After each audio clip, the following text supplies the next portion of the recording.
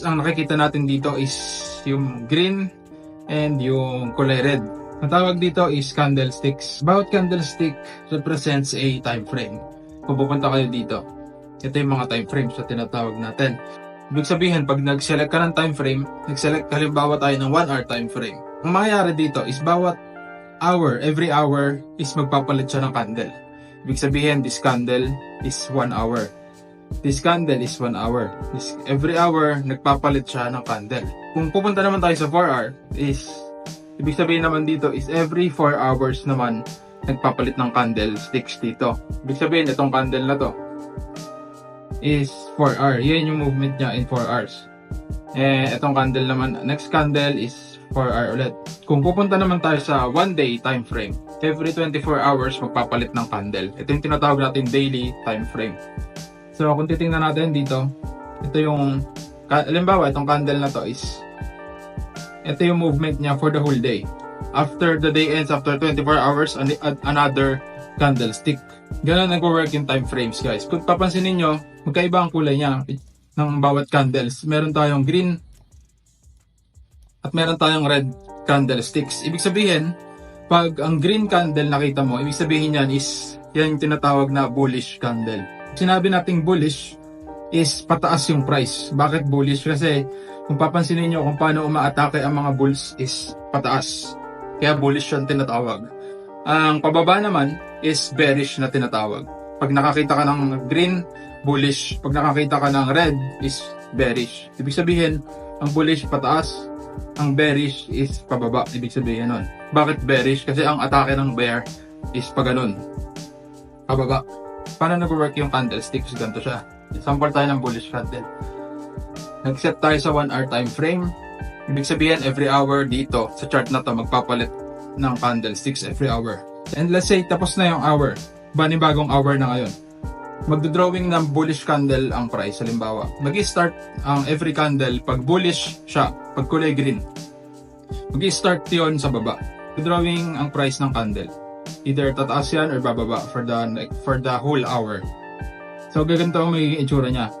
Pagka na-hit niya na yung 60 minutes or 1 hour na, ang mangyayari niyan is magko-close siya ng candle. Tapos bubuo na siya ng candle niya. Yan ang itsura niya. Yan yung tinatawag natin body. Body siya ng candle. Tapos, yung mga lumagpas na guhit, which is this, at ito yung tinatawag nating wick.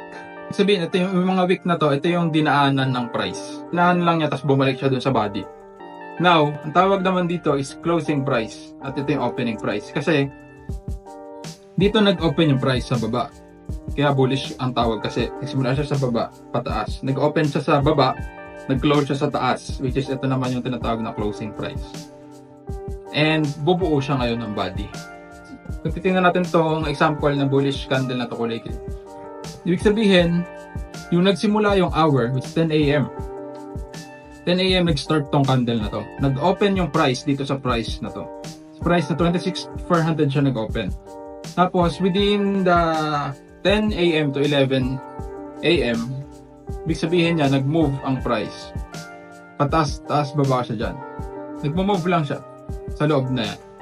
And then, ang ginawa niya within the 10 to 11 a.m. is lumagpas siya dito. Tumaas siya hanggang dito. Tumaas siya dyan. Sa wick. And then, bumalik siya dito. At dito na siya nag-close. Ito na yung closing candle. Yung dinaanan niya is tinatawag nating wick. Pag nag-close na to, mag-drawing na siya ngayon ng additional candle. Kung pula yung lumabas, yun naman yung tinatawag nating bearish candle. Baliktad naman. Ang candle na bearish is sa taas ngayon siya mag-open. Tapos na yung 10 a.m. kanina, 11 a.m. na, may bagong candle na tayo ngayon. So mag-open siya sa taas kasi bearish. Open within the hour, ganun yung price na nangyari, tumataas baba, tumataas baba.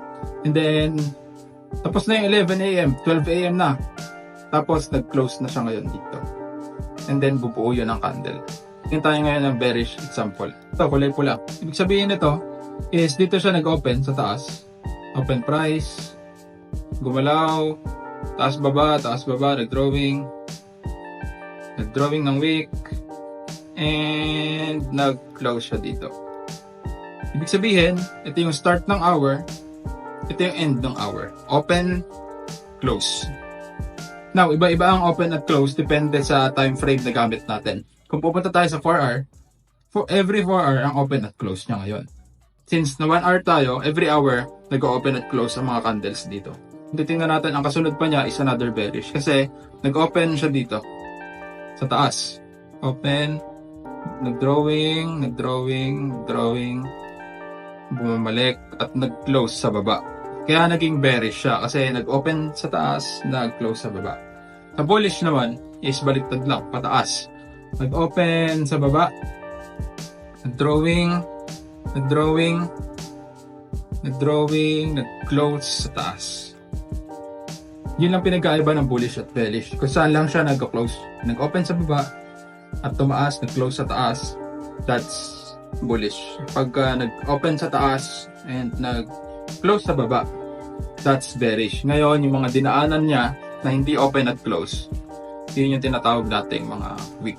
Yung mga guhit outside the body. Like this.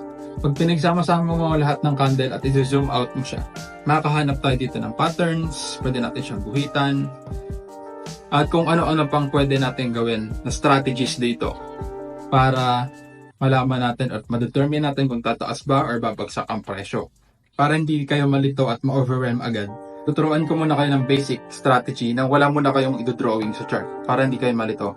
Ito yung mga tinatawag nating indicators. Ito yung tools na ginagamit ng traders para mag-determine sila ng price kung tataas o babagsak nang walang dinodrawing sa chart. Walang ginuguhitan, walang dinodrawing kung ano-ano. Para hindi muna tayo ma-overwhelm at malito. At the same time, makapag-start na tayo mag-predict kung pataas o pababa ang price. Click nyo lang tong indicator dito. Search nyo lang moving average. Click nyo lang tong moving average, simple. And then lalabas na yun dyan. Meron na siyang guhit. Click nyo lang tong setting dito. Setting, tapos length, lagay mo lang dyan 51. Ito kasi yung moving average niya is linya siya. Gumagawa siya ng linya automatic. Kung gusto mong palitan yung kulay, pwede rin. Kasi pwede mong gawing black to. Or pwede mong gawing red para mas kita siya. Ang criteria lang natin dito sa MA or moving average, every time ang price is nasa taas ng moving average, doon tayo magbabay. Kasi ang concept natin palagi is buy low, sell high. Ibig sabihin, aantayin natin mag-close yung candle doon sa ibabaw ng moving average. Kagaya nito.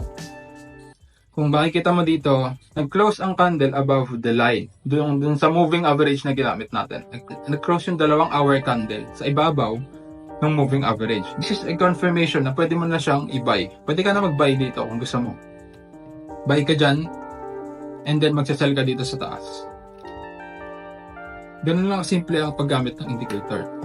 And ito rin, kung titingnan mo another time, nag-close ang candle sa ibabaw ng moving average. Buy ka dito, at nag-sell ka dito sa taas. Profit ka na dyan. Kung alimbawa, nag-buy ka dito, meron ka na agad na 2.7% profit. Kung kukumpitin natin, malaki-laki na rin yun. Ibig sabihin, nag-times 3 na yung pera mo. Baliktad naman sa pababa. Nag-close ang candle sa ilalim ng moving average. That is a sign na pwede kang mag-sell dyan. Sell ka na, babagsak na siya. Nag-sell ka dyan, meron ka na rin another 3%. Nag-times 3 yung profit mo. Yun lang ang gamit mo, indicator lang. Pag sanay ka na gumamit ng indicator like moving average, isa lang to sa sobrang daming indicator na pwede natin gamitin. Dahil ito yung pinakamadaling gamitin at pinaka-basic. Ito na muna yung gamitin nyo for practice. In the next video, pag-uusapan naman natin kung paano tayo mag-open ng trade at mag-close ng trade using sa trading platforms sa exchanges. Trading view, sa charts tayo titingin at magpipredict kung tataas or babagsak ang price. And then sa trading platform or sa trading exchange tayo magte-trade, mag-open, magbabuy, magse-sell.